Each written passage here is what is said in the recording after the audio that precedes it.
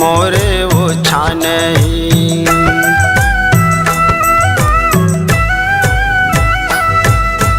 टूट फुट घर के निशानी खपरा के अवदाई मोरे उछान खपरा के अवदाई मोरे उछान मैं हर के सारथ माए बेचत आवो ने होता डोंगरी गढ़ के भुवनेश्वर भेज आवो ने होता ओए आवो मऊ जावारा हो माँ मैया आओ झारा झारा हो ना मैया पोए आवो मऊ जावारा हो माँ मैया आओ झारा झारा हो ना।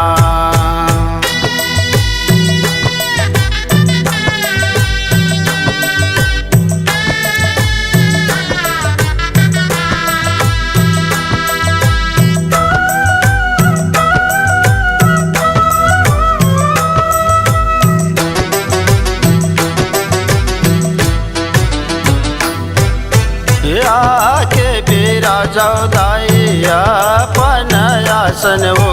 हर जिला सुन लेबे मोरो माँ मैया बिन दिला सुन लेबे मोरो माँ।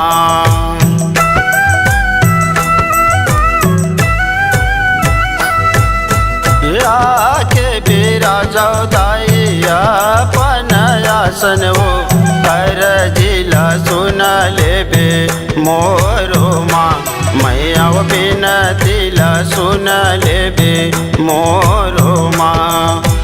गाँव के ठाकुर देवता भेजत आवो ने होता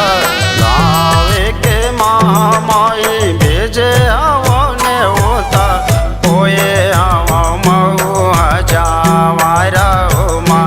मैया आओ झारा झारा हो ना मैया पोए आवो मऊ जावारा हो माँ मैया आओ झारा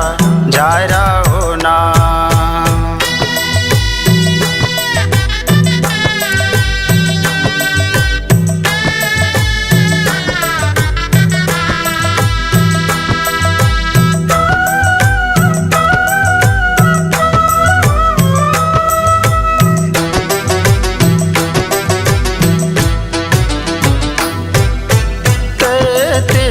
कोरी देवता लाने होता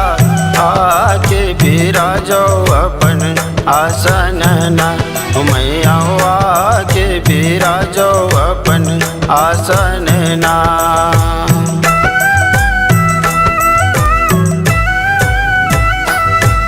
ये भूले बिसरे सब लाने होता आके बिराजो अपन आसन ना मैया आके बिराजो अपन आसन ना। रतनपुर के महामाई भेजत आवो ने होता डोंगरगढ़ के बमलाई भेजे आवो ने होता ओए आवो मऊ जावारा हो माँ मैया आओ झारा झारा हो ना मैया पोए आवो मऊ जावारा हो माँ मैया आओ झारा झारा हो ना मैया पोए